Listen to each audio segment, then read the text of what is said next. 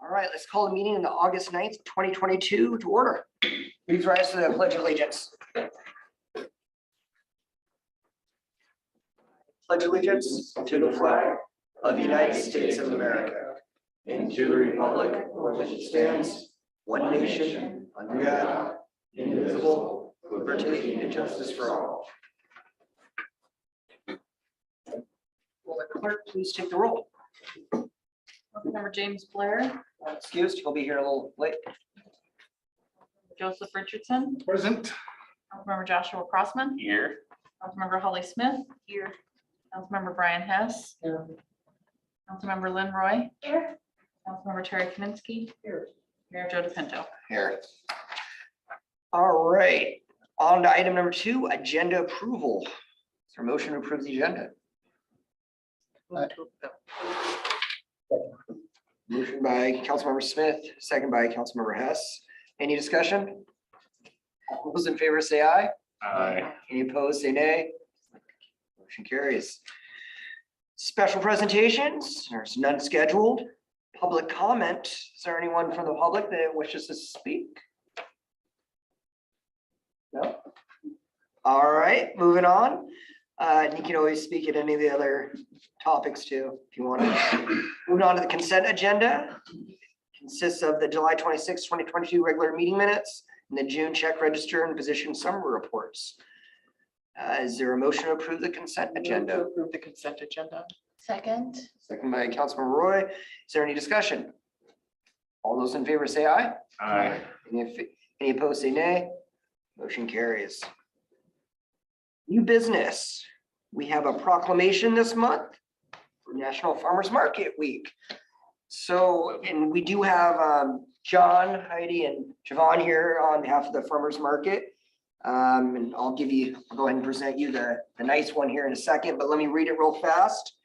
Not too fast, though, not too fast.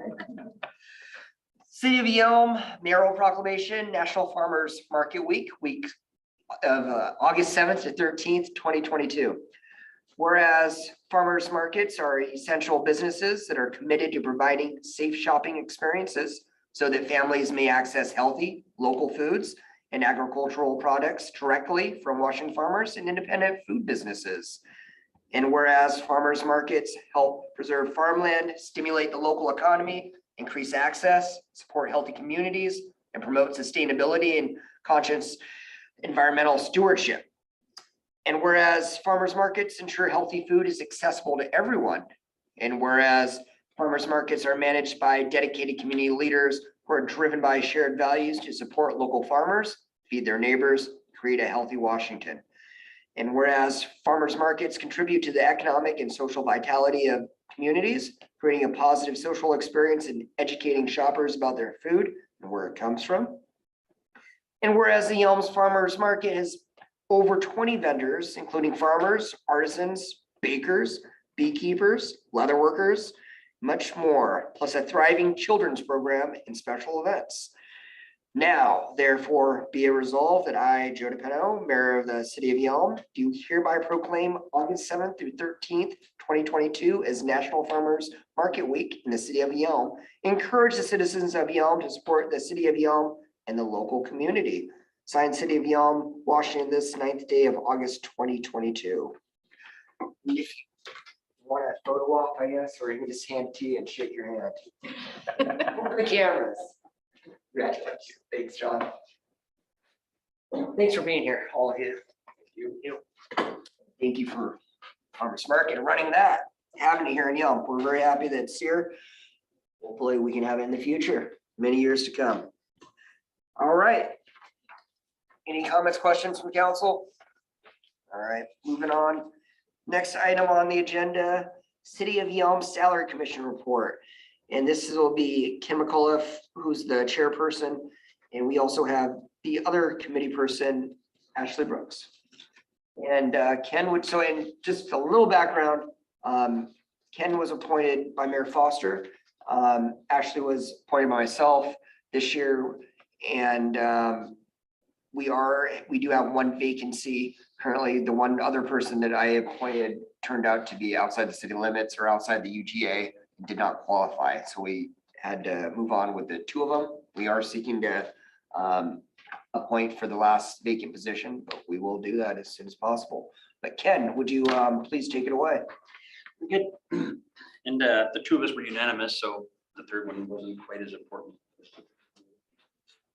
So we discussed the salaries of the elected officials in the city of Yelm based on comparable cities and other data like that. We took a look at it.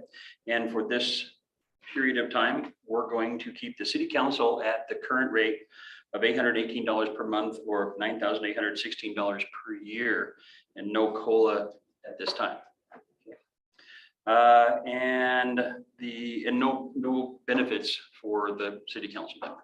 Okay, for the mayor, same thing. We looked at the other cities and what they're doing with the strong mayor system like we have here, and we're leaving it at the $30,000 per year limit. And it does include medical, dental, and vision for the mayor and a spouse if applicable. It does not have the benefits for children and dependents that will be paid for by the city. No COLA at this time for that as well. So basically everything is staying as it is, at least through the next election cycle. So the chairperson certified this and we're good. Process you did to come to those conclusions? So we looked at the data for several of the different systems they have at different cities and stuff. So, you know, the strong mayor system isn't something that every city does and we have here. So we wanted to make sure we are doing the right type of system. We checked out how much the city councils were paid in each of those.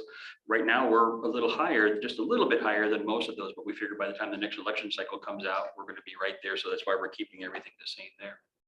And as far as the strong mayor part goes, some mayors get paid a lot more, some get paid a lot less. And so we figured that we're right in the middle. It's been what we've had before. And since it wouldn't change before next election cycle anyway, we're going to meet again before then. We figured we can punt it down to that particular point at this time anyway. So. All right. Thank you very much. Councilmember Crossman.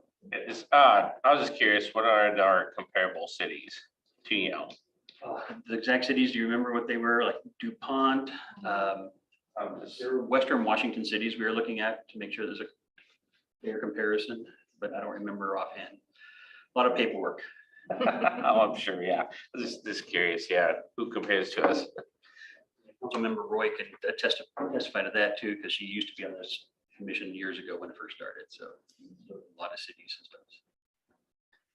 And just for council's information, I did purposely stay away from the committee and their process and all that, so I wasn't influencing them one way or the other.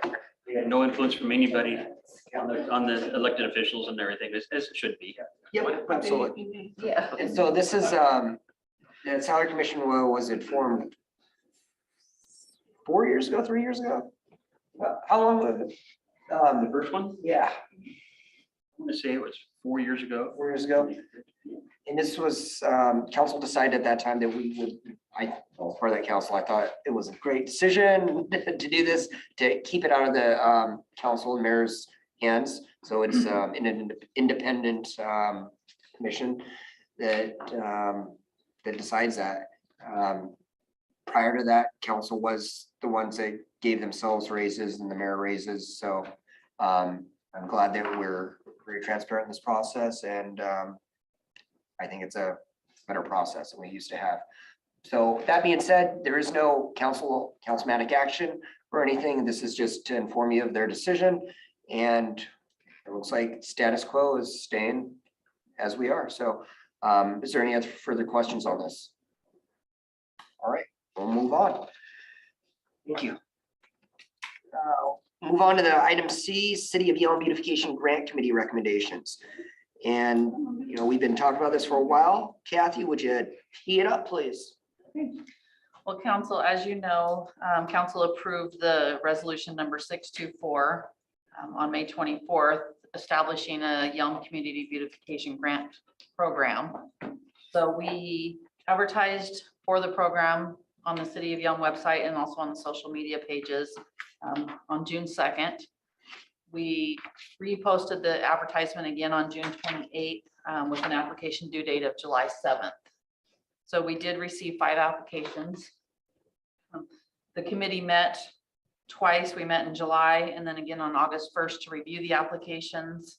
There were a few questions we had for the applicants, so we were able to get those applications or the questions answered and review the applications again when we met on August 1st. And so in your package, you had a summary of each one of the applicants, what they were asking for, pictures, if it was applicable for their, what the program is that they were asking. So I would ask at this time if you have any additional questions or if there was any additional information that you'd like. Do you have the slideshow you could come up? I do. Because I didn't. Kathy did prepare a slideshow. Okay. Oh, I have a quick question. Yeah, Councilmember Crossman, Are we going to vote on these as a batch or individually?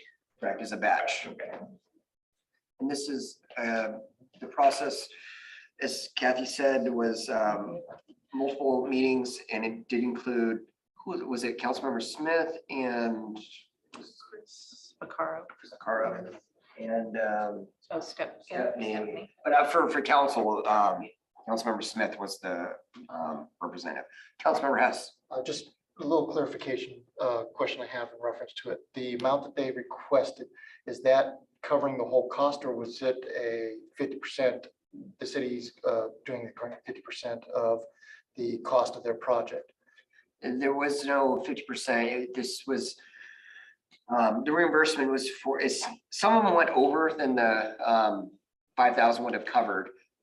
We didn't grant the full amount on any of these, on any of them. We did, I mean, part of it was we wanted to, I guess, be responsible with taxpayer money, not spend it just because we had it.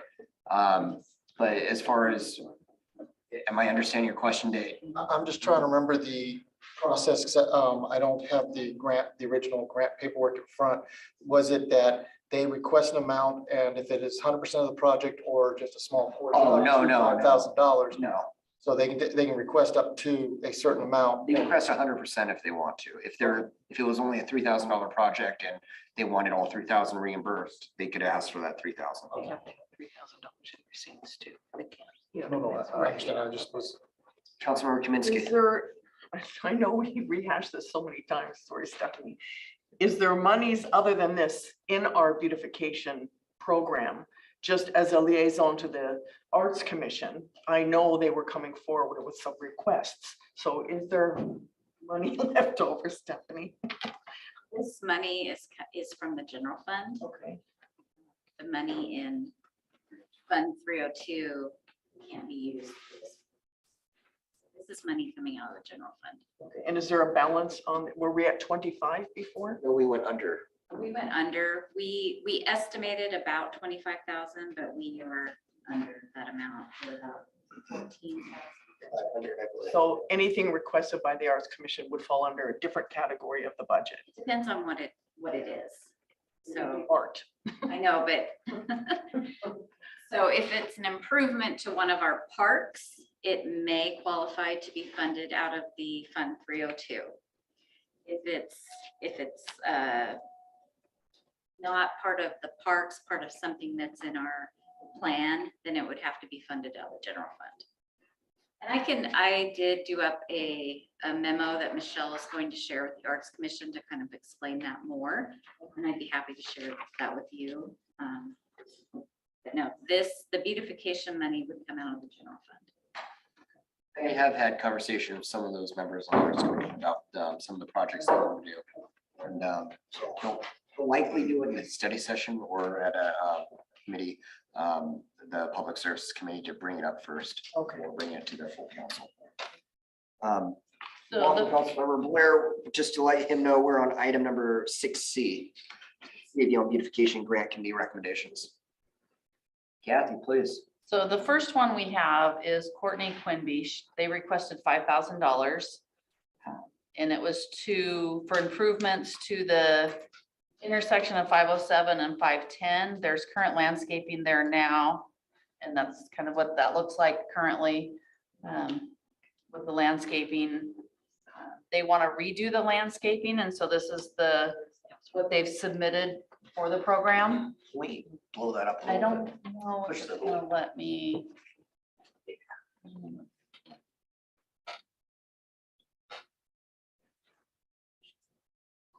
This is a picture of what they're looking at doing on the corners, changing out that landscaping. A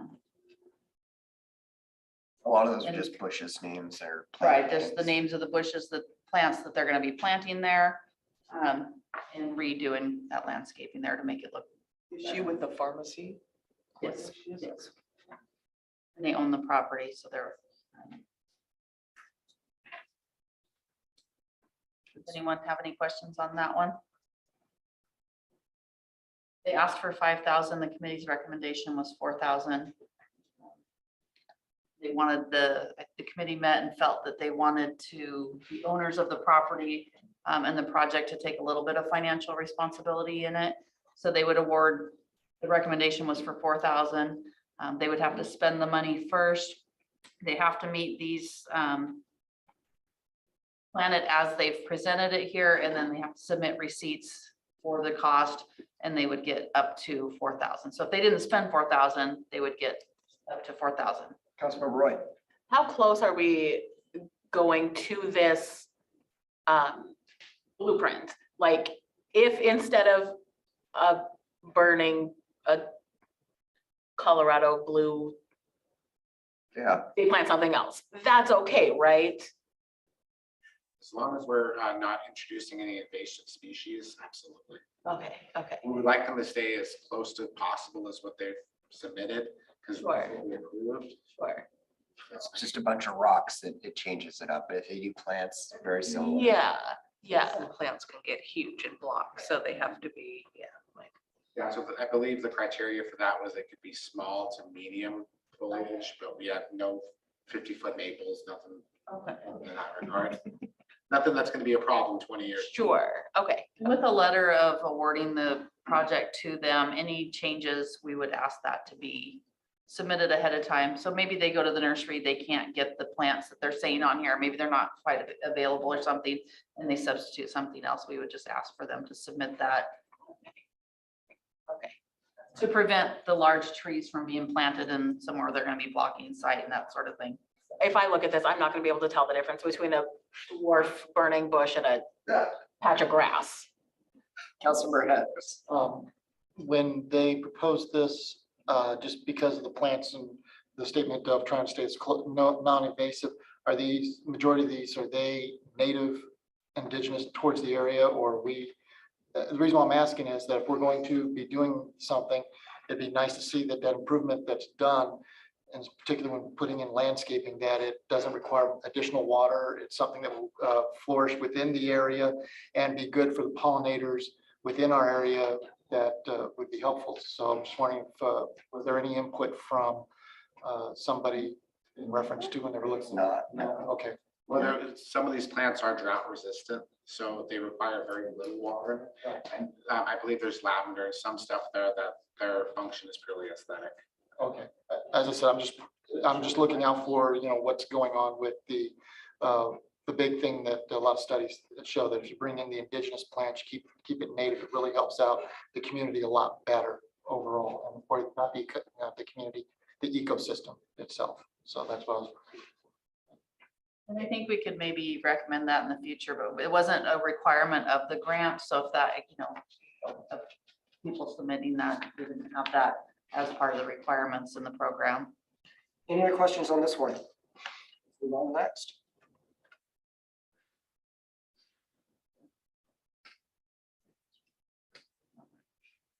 Next one was PTL Flooring, requested $5,000 to paint a mural on the back of their building that faces the trail. A lot of people are using the trail back and forth. They submitted a picture of the back of the building, how it currently looks now. There will be cleanup to the back of the building, and then a proposed mural that represents Yelm for all the people would see as they're using the trail that goes right behind the building. Let's go on Facebook. Councilmember Kaminsky.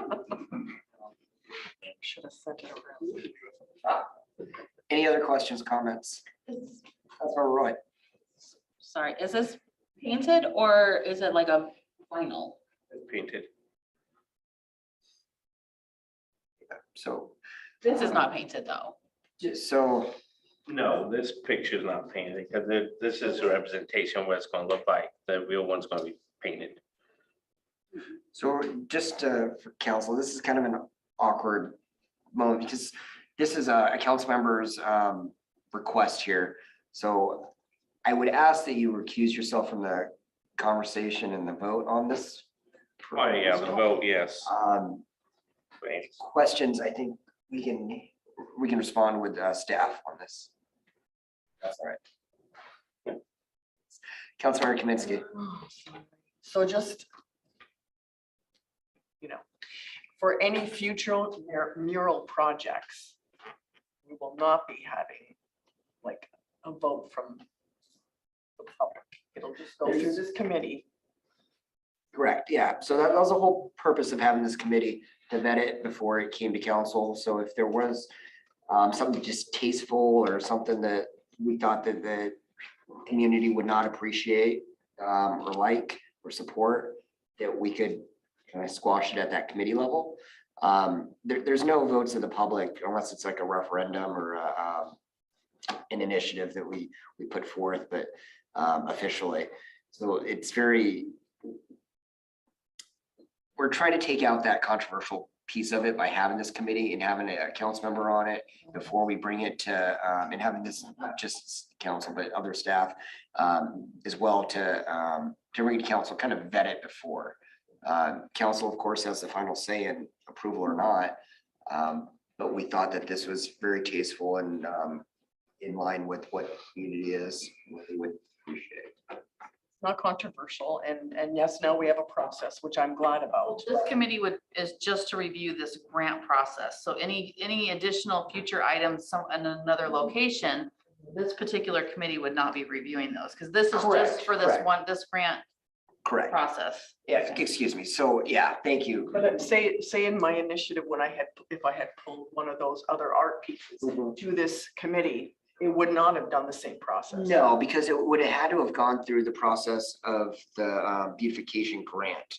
If you were seeking money for a beautification grant, then yeah, it would have gone through this process. If you wanted to put like I don't know, some wrap on a building or something like that with a bunch of artwork. As Well, some of your stuff did, it could have applied for this. If they applied for that money, they could have, well, I'm glad it was not all in vain and we have a process. That's all I'm absolutely. saying. Yeah, absolutely. Councilor Hess. If you can just scroll down for a moment so you can see the buildings themselves. When the person proposed it, it was for the one building that's forward that has all the bushes and everything, which means that those bushes are going to get removed so that the painting can be done. They Is are. that my understanding? Yeah, that's a stipulation of the approval. Okay, I was just. You wouldn't even see But it. usually maintained.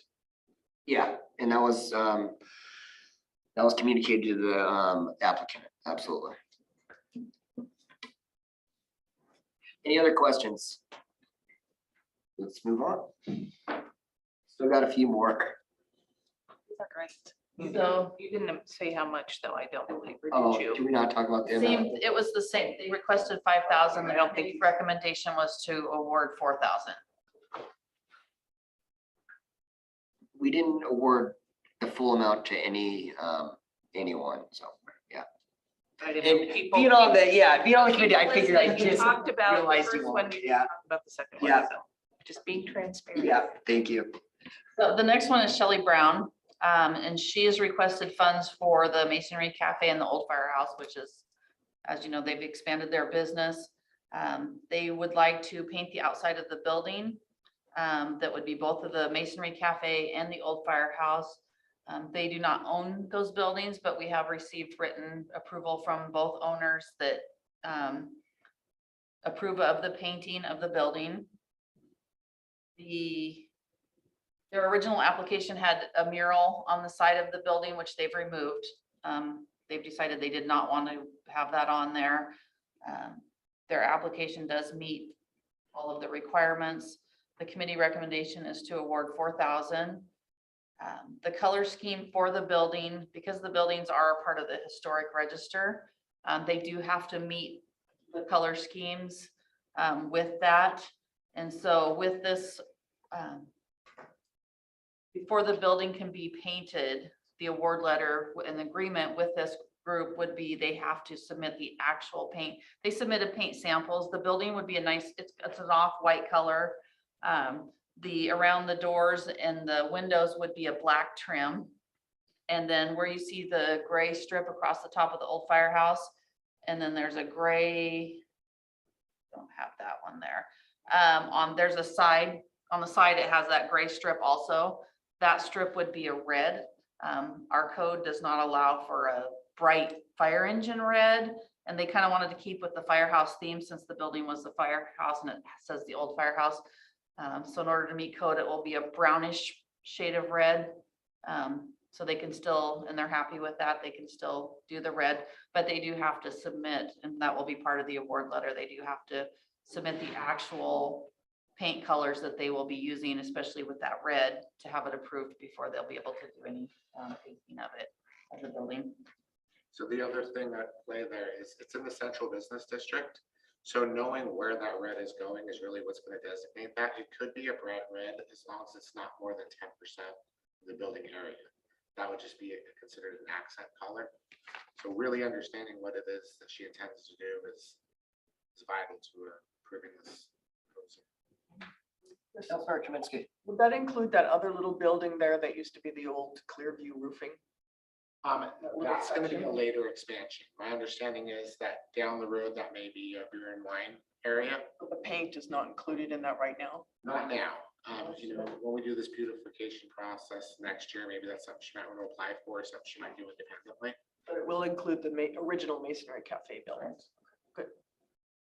Any other questions, comments on this? Moving on. So the next one is Ashley Brooks. And so they have submitted their application to request some art wraps on their neighborhood mailboxes. The request was to install the art on 6 of the mailboxes in their neighborhood. The application was submitted. It was submitted with pages of signed approval from the neighborhood. I mean, so Ashley did a great job of going door, getting approval of the neighbors. It was submitted with a quote from the company to do the wraps, and also approval from the post office to have the wraps placed on the mailboxes. So the committee looked at the graphics that were submitted, and the first one you see there, which is just kind of like the clouds or something, that would be placed on the front, the top, and the sides of the units. And then on the back side, the committee selected 3 of the photos that were submitted, and those would be on the back side of each mailbox. So not really visible when you drive by, but they would be visible when you're walking down the street or if people are walking out to check their mail and that sort of thing. Kathy, would you read out the quotes for the council? It's a little hard to see. The first one says, "Be the reason someone smiles today." The second one says, word on the street is that everything will be okay. And then the third one, when you stop and look around, life is pretty amazing. Really non-controversial quotes. We chose the ones that we thought would be the most acceptable for council and the community too. Not that the others were inappropriate or anything, but these are the ones that we thought would be the most. And I think the committee was talked about, the request was for 6 initial. The committee talked about it. They really liked the idea of the mailboxes, thought the graphics that were submitted were appropriate and very pleasing for the community. A lot of community support for them. They kind of wanted to try 3 for the cycle, see how it works, see how they wear, that sort of thing. And then, if the community truly likes them, that maybe they could submit again next year for additional 3. So kind of as a trial, the committee felt that awarding 3 of them to start off with would be a good idea. Councilmember Kaminsky. Ashley, did they say the lifespan of the vinyl? And I'm sure it says specifically on the bid, and I can get back to you guys if you need them.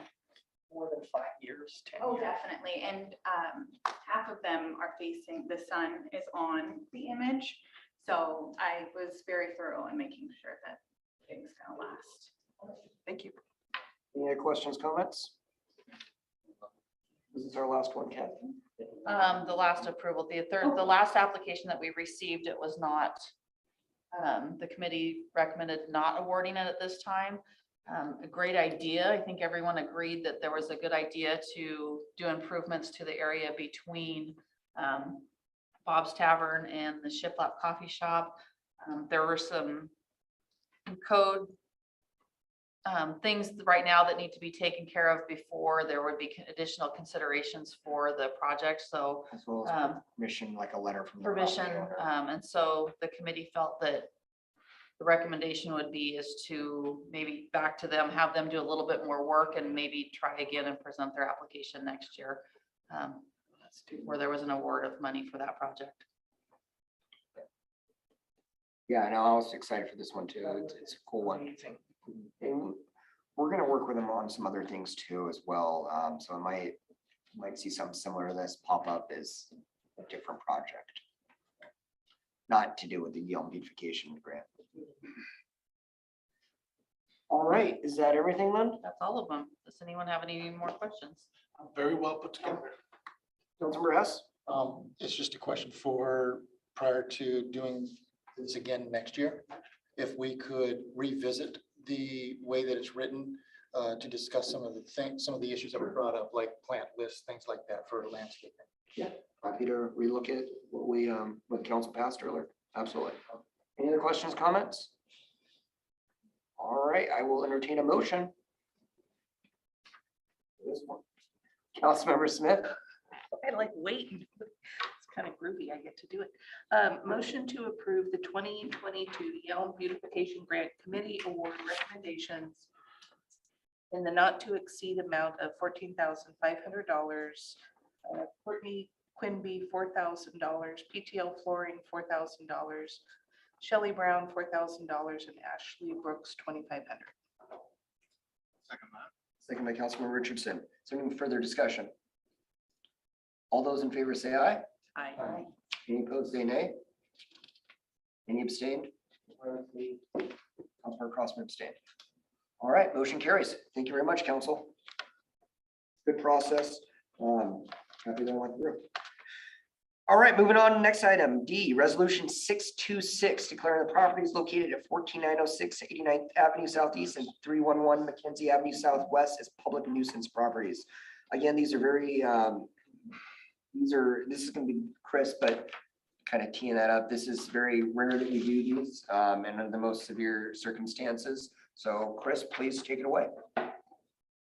Thank you, Mayor DePinto. Good evening, Mayor DePinto and esteemed members of council.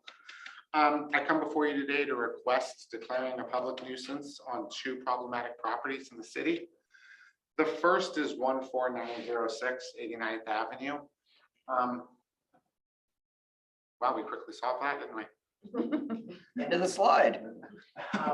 Trying to do just show the from current slide.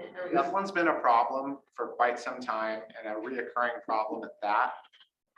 It looks like the Squally tribe is working with this property owner and has worked with them in the past to clean up the property. The problem is we're going to be in this situation again in 3 to 6 months. And having the nuisance declared on this property, it'll keep the tool available to us to expedite the cleanup of it. We're getting a lot of phone calls from neighbors about rodents, about flies, the odor. It's just problematic in a lot of ways. It really is. What you're seeing there is a lot of food wastes. In a lot of ways that could be considered a biological hazard.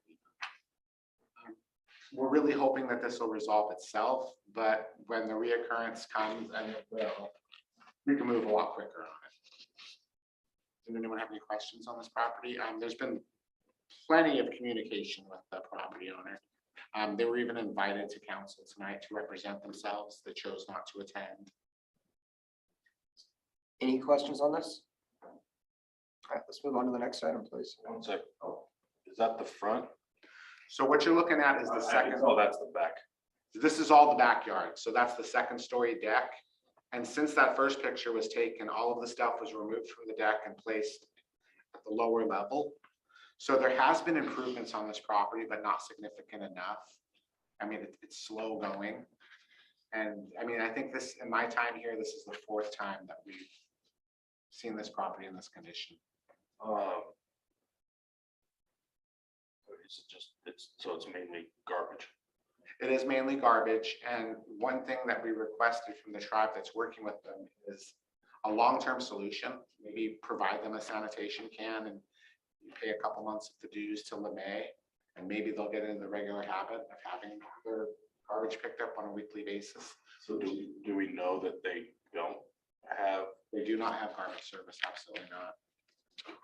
And that is a requirement in the city of Yelm, aside from the obvious. I mean, just not having the service is a violation of our code.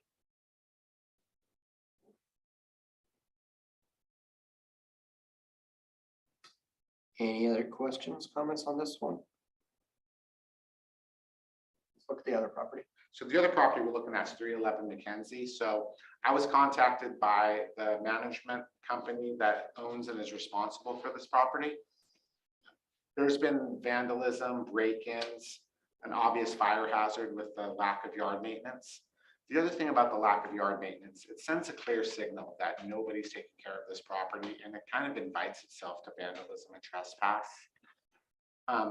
Per the HB 2057 laws, this property is in mid foreclosure. It is abandoned. The third part of them being able to take action is to declare the property a public nuisance. Property management company can come, change the locks, secure the windows. If there's food products in the house, they can dispose of them before it becomes more of a hazard. They can maintain the yard. There's a lot of things that gives them the power to do. The reason we do this is it could take years for a property to go into full foreclosure. This really protects not only the neighborhood, but the person that owns the property. It protects them from liability. It protects them from a lot of dangers that a property like this poses. Where's the person that owns it? Person that owns it has abandoned it, has vacated it, does not want to be contacted, does not want to be connected to the property in any way. They just stopped paying the mortgage and left one day. So we don't have any tools for the trespassing part of it? I mean, if the property owner requests that, yeah, but it sounds like we don't have much communication from that. I think one of the problems we face in that, a lot of times the property management company isn't in the state, so they don't know what's going on this property from day to day. You know, I think this company is out of Kansas. They would hire somebody to come, cut the grass, change the locks, secure the windows. And Councilor Hess? This is similar to the situation that we encountered earlier this year, where once we designated it, now it helps the people who who are going through the process of foreclosing it to actually start doing what they can do and protect it. In other words, that we're just trying to help a company do the right thing, because if we don't, then they run into a lot of other legal issues. Is that correct? that's a small part of it, yes. The other part is we're protecting the neighborhoods. If a fire breaks out there, it will spread to other properties.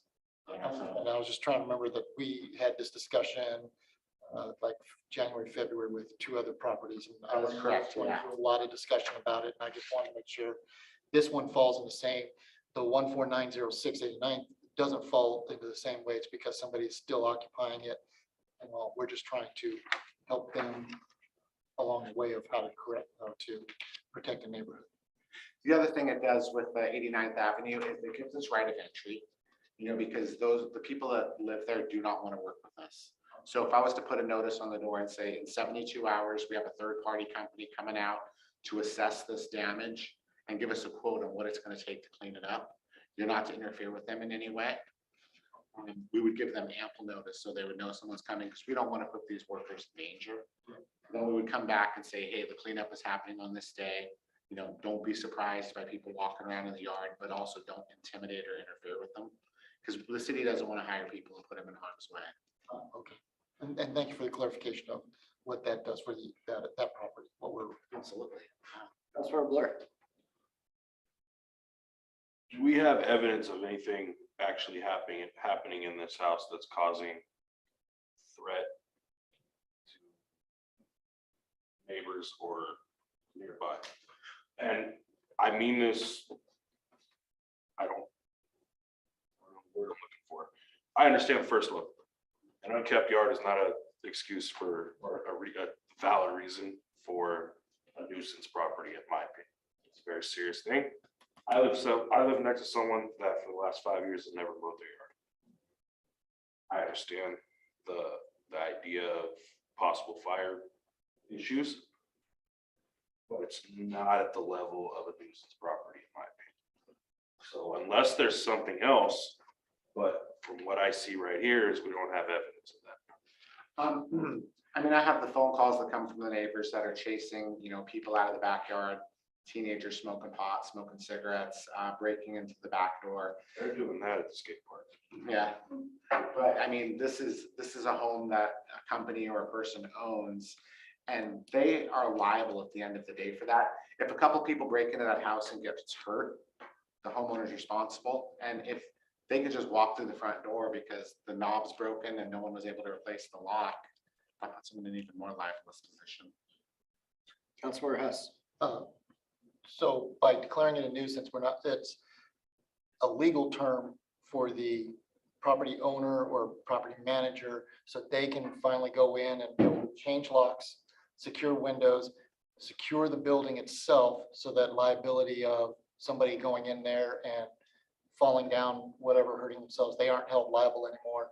And then it just allows them to also be able to go onto the property and kind of clean up the landscape a little bit. Is that correct? Absolutely. Yeah. Okay, thank you.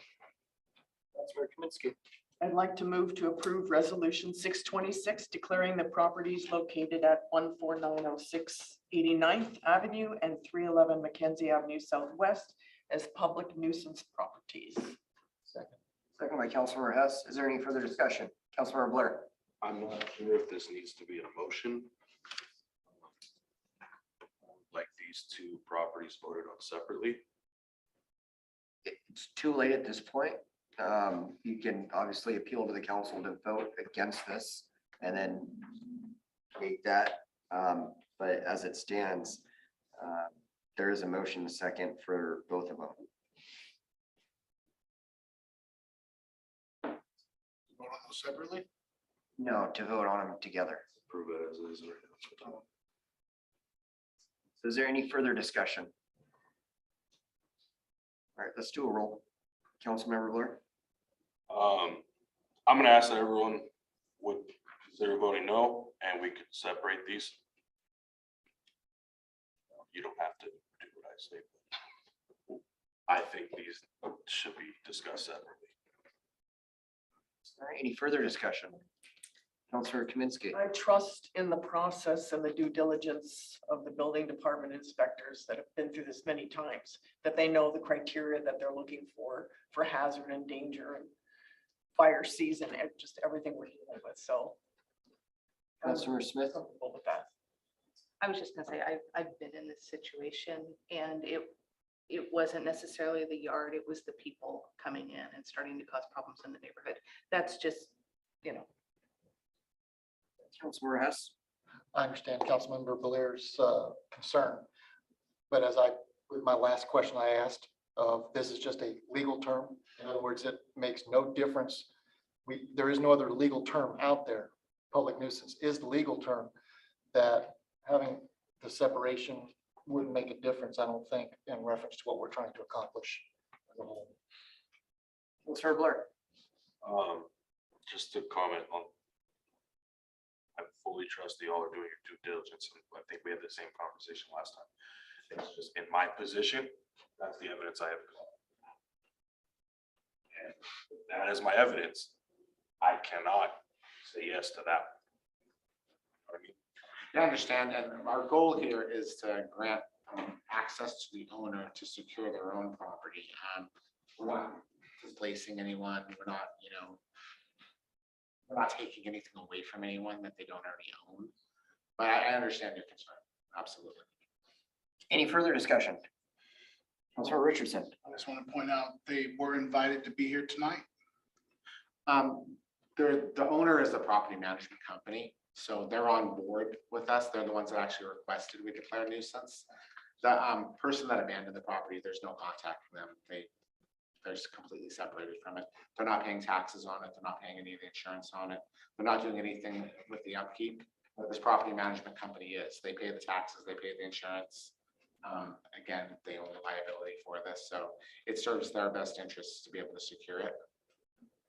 And the other property owner was, the other 14906 was reached out to, invited. Any further questions? All right, or comments? There's been a motion a second. Let's do a roll call vote. Starting Councilmember Blair, how do you vote? Yea or nay? No. Councilmember Roy, did you have a? Which motion are we voting on? I think we have two. We only have one. We had one motion by Councilmember Kaminsky, seconded by Smith, or? Was this Declare them the both. original She declared motion? both of them. Correct. So sorry. No worries. So Councilmember Blair voted no, correct? Councilmember Richardson, Yes. Councilmember Crossman, Yes. Councilmember Smith, Yes. Councilmember Hess, Yes. Councilmember Roy, Yes. Councilmember Kaminsky. Yes. Motion passes 6-1. All right, thank you, council. Moving on. Thank you all. Chris. Moving on to item E, professional service agreement, Gray and Osborne Incorporated Design Engineering for Second Street Southeast Sidewalk. And we have Pat to present, please. Hoping this will be an easy one tonight. You've all seen this one before, asking for authorization for Mayor DePino to sign a professional service agreement for design of the Second Street sidewalk. Again, I presented this to the Public Services Committee 2 weeks ago and to all of you at the work session last week. But for the benefit of those in the room and those maybe watching online and for the public, we'd like to build a new sidewalk along Second Street. This would extend from the intersection of Second Street and Mosman Avenue. That would be right across the street from the new outdoor gym and the splash pad. It would extend along the west side of Second Street to Cochran Park. This project is part of the 2009 and 2021 transportation plan. The overall plan is to connect our downtown corridor with the neighborhoods and the two schools located on Mill Road. Currently, there is no pedestrian connection anywhere from the central business district getting to those areas. So our plan was to originally to construct a new sidewalk or shared use path all the way through to those schools and neighborhoods, but we have since broken that project up into 3 segments. This is the second project of the 3. The first was the construction of the sidewalk along Mill Road 2 years ago, maybe 3 now. This would be the second project. This would connect from Mosman Avenue to the park.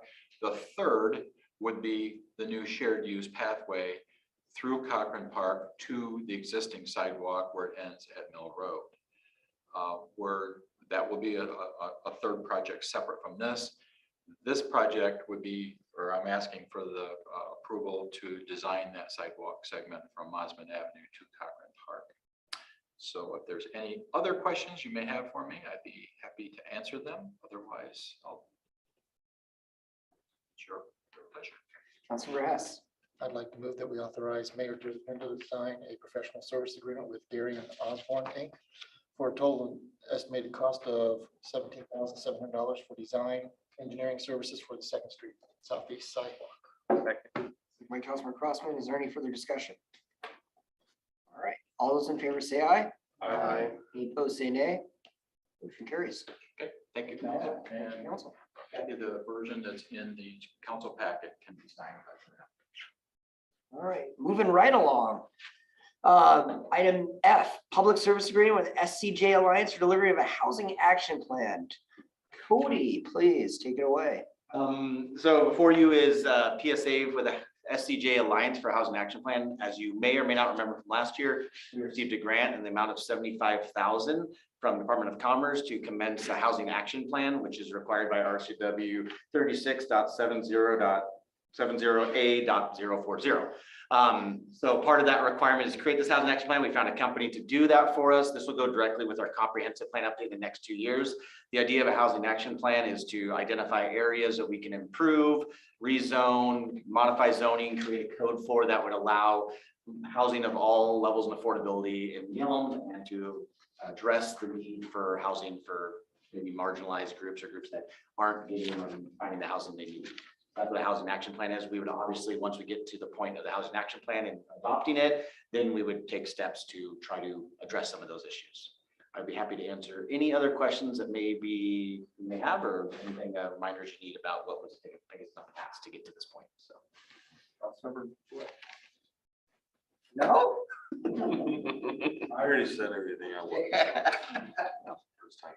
Watch that video again, just to make sure. Councilmember Kaminsky. This was a requirement, right, Cody? Yeah, so there was part of a lot of, this is a thing the state and the federal government like to do. They'll make a requirement, then they'll provide grant funding for you to comply with that requirement. So Casey Mock jumped on board with the Housing Action Plan grant when we had it in the past. We got it, and to get ahead of the requirement that we have to do, so. Thank you, Casey. Yeah. Wherever you may be, TRPC. Any other questions? Take a motion. Councilmember Hess. I move that we approve a housing action plan PSA with SCJ Alliance. Second. Second by Councilmember Roy. All those, excuse me, is there any further discussion? This is mandatory, correct? That's what I heard. Correct. Yep. Okay. Any other comments, questions? All those in favor say aye. Aye. Any opposed, say nay. Any abstentions? Motion carries with 6 yay, 0 nay, 1 abstention. Thank you, council. All right, last thing under new business is the approval of mayor's appointment to fill the city administrator position. So this is my appointment to the city administrator, and that's Todd Stansel, who was formerly the chief of police here. I think most folks are familiar with him, but I do want to go through the process just to let folks know, council and viewing, what we did. And so some of the key facts is that the mayor may appoint a city administrator subject to the confirmation by a majority vote of the city council. Job announcements were posted to multiple recruitment sites during the first week of June to announce the opportunity to apply for the city administrator position within the city of Yelm. The announcements were active and applications and resumes were accepted through July of 2022. 13 applications were received. Of those, 3 applicants were interviewed during the week of July 18th to 29th, 2022 by interview panel that included 2 council members, Councilmember Smith and Councilmember Blair. After careful consideration, I made the selection to fill the position, and I'm asking council to confirm Todd Stansel as the city administrator. Councilmember Roy. I move to approve Mayor DePinto's appointment to the city administrator position. Second by Councilmember Blair. Thank you. Is there any comments or discussions? All right. All those in favor say aye. Aye. Any opposed, say nay. Motion carries. Thank you, council. When does he start? He will start September 1st. Thank you, and I will make the official announcement to staff, and we'll CC council on that as well. Thank you very much, council. And just to go off that, I think that is I appreciate Councilman Roy the comment. I think it is a good selection, the best move for the city here. Someone who's been part of the city for decades, understands it intimately, is going to be a strong proponent for all departments, but also with the background of the police. I think that's really important as well, and his knowledge base on that. So very happy with that selection. Thank you for the unanimous decision by council. All right, moving on. Old business that is scheduled. Updates. Why don't I'll start off with some of the cities, what we're doing. You know, the big bid acceptance that we were gonna do on, was it tomorrow? Was it The 11th? Yeah. We had to extend it, and this was the request of almost every single applicant. Which is a good reason. Cody, do you want to kind of explain why it's such a good reason that they asked for the extension? Yeah, I can talk something about 15 minutes long. I don't think we need that long. No, so a lot of the contractors that were bidding on this wanted more time to flush things out. So what happens if a project is intricate and they want to get bids low as possible, to be accurate, they'll ask for more time. So it's in the city's best interest, and Pat can speak to this as well. It's in the city's best interest to extend the time frame. That way the bids can get lower because they can get more accurate pricing. If they don't know what the pricing would be, oftentimes they'll be conservative in their estimates and those bids would come in higher. So they asked for 2 weeks, we gave them a week, and we moved it to August 18th. What time? Same time, same bat channel. 10 a.m. 10 Same. a.m. Yep, City Hall. City Hall. Oh, City Hall. We get them here, we're taking them to public services. So it'll be 10:30 at public services, we'll crack. So I can walk there. Yeah. Okay, yeah. Councilmember Hess. Just for clarification, you stated that they asked for the extension. With that extension, does that mean anybody else can still continue to add? Okay, Correct. just one. Yeah, so if you want to bid on the WRF project, come on down. Yeah, please do. It's the merrier. So. Okay. All right, other than that, there's been some talk about the mural at the fitness pad, and saw some posts about that. Unfortunately, I'm gonna chalk it up to probably kids. That's what we've been seeing a lot, that kids have been sliding on the back of it. And, it's not meant as a slide, obviously. And so we're getting some, we have a replacement for it. We have one free wrap that we can do on it. The company's gonna go ahead and replace that. But we want to make sure that we have safeguards in place for the future before we put this new wrap up, so it doesn't happen again. We're considering a few things, including, and we're trying to be as safe and friendly because we don't want some kid to accidentally get hurt. So we're trying to make the best options we can, but possible like different. I don't want to say bird spikes, but they're kind of little prongs that keep the birds off, but would also prevent people from climbing over it as well. We're just gonna chat with our legal team and all that and make sure we're good before we put anything too crazy up there. There's a lot of signs that do say don't climb on this, but we don't want kids getting hurt, so we want to make sure that we're safe on that. So, but yeah, just want to give you an update that we are gonna go ahead and fix it. And we're gonna try to make it safer for children as well and preventable from climbing up there and sliding down. Councilmember Hess. Just because I was following the comments as well, I read one comment of asking if something had been put over it after the mural was put on that would actually save it. Could we look into doing that instead of putting spikes or whatever on, making it look like a little prison thing? Yeah, I mean, that's a consideration. I don't know. If it actually, Cody, Yeah. look like. So we've looked at, this became an evident problem really early on. It's not something, and this, as a parent, I should realize this. I didn't expect kids to climb over the top and treat it as a slide. And the part that I really didn't expect is parents literally put their kids up there and have them slide down into their arms, which seems confusing to me. But that's happening. So we put up do not climb signs. We did look at the option of putting maybe a plastic cover over it. But what my team of smart people told me, because I'm not smart in this thing, is that it would get condensation on the inside and it would start to warp the wrap. So that wasn't an option. There is the option of putting like a clear coat over it. But what's happening right now is when kids slide down, their shoes catch and it rips at the sign. So even a clear coat, their shoe would still catch. And that's what's ripping the sign up. Like the act of sliding is not ripping the sign. It's their shoes catching when they're trying to catch themselves or go up. And so we need to find a way to get kids to not climb over the top. We don't want them sliding down there. It's not a. We have slides. What about an electric fence? Councilmember Kaminsky, an electric fence. Arm guards. Councilmember Hess. Is there a way to, with incorporating the picture there, making it instead of a flat surface, a 3D surface that becomes very uncomfortable to slide down? Now, it will cause people to want to climb up because now they got like a rock climbing wall. I understand that, but if you go down to things like by the Starbucks, the way that 3D, the way the rock sort of layered and all, if you imagine that being the slide there, you can't slide down it. But is there something we can do? As I say, I don't mind putting pigeon spikes or whatever you want to put on the top, but I just think that takes away from what the aesthetic portion that we have for our park at this time.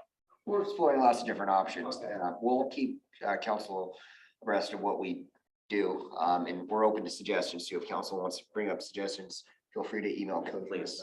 If you have suggestions or any ideas, we will gladly take them like Mayor DePino said. So we're figuring out things that'll hopefully work. Other than that, I think that's all I've got. Let's start with council members. Councilmember Kaminsky. Well, I attended on the weekend the Jazz in the Park, another lovely annual Yelm event. It was fantastic. And while I was there, I was noticing, and I've talked to Cody about this is my new initiative since beautification has been taken care of so beautifully already. We're working on maybe getting more benches for the main street. And I noticed the beautiful ones that the community garden over there has that were made evidently by the high school students. A beautiful metal and got the inlaid Yelm sign on it. So Cody's going to investigate whether we can get more made or put some money in the budget for that. That was a budget request by you, wasn't it? Was it over? Yes, it was. Just a But reminder. that's a good budget request though from council. Absolutely. And the other, I had no other meetings, but I just wanted to mention, I had a constituent come to me and ask me what the plastic flowers were all about by the trailhead there across from Old City Hall. Who put those there? What were they? It's like, does anybody know what that is? So this was a really cool thing that just someone in the public decided to do. They asked if they could do it and we said, sure, and they did it. And the lady didn't give us her name or anything. What does it say over there?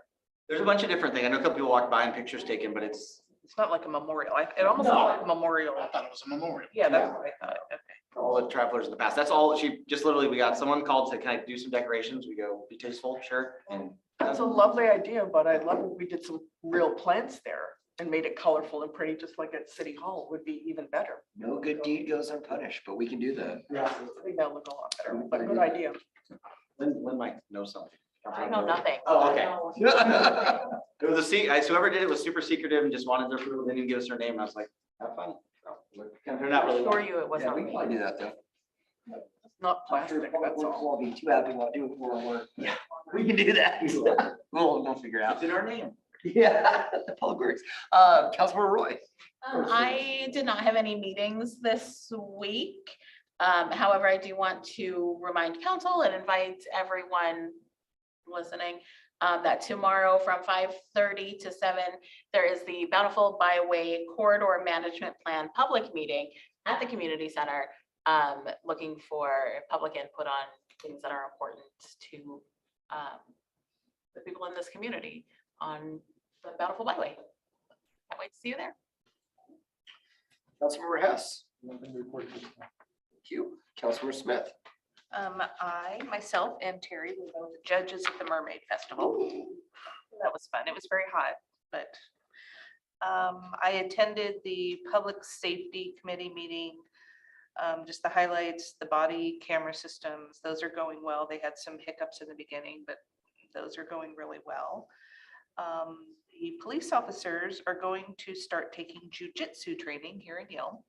And that will give them another option for some non-lethal, and it's, sounds like a really good thing. What else? Oh, as far as emergency management, the 2022 Great Washington Shakeout Earthquake Drill is going to be October 20th.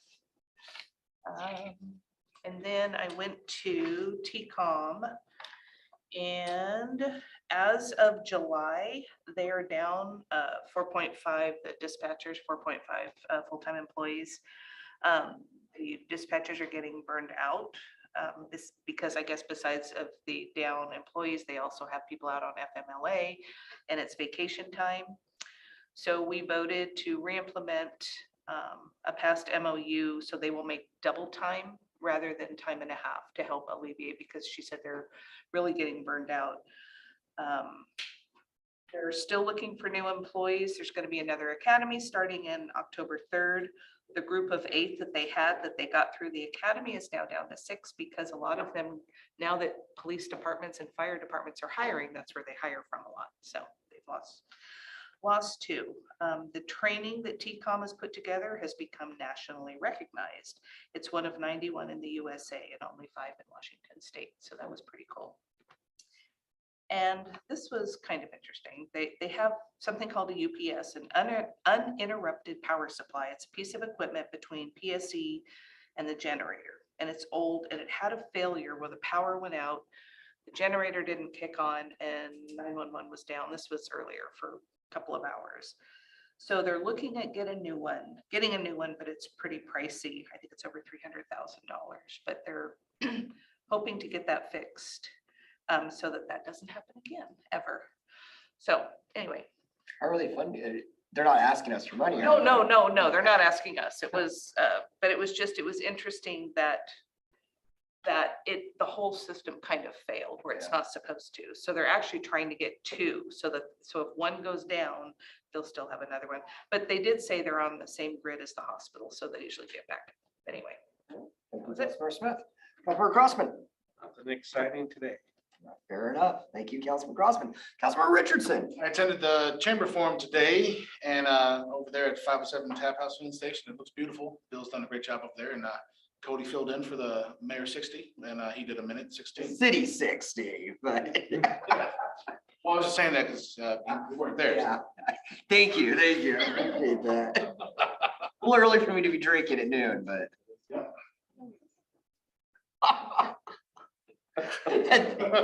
Is there anything else? No, that's it. That's it. All right. Thank you, Councilmember. Councilmember Blair. Move to adjourn.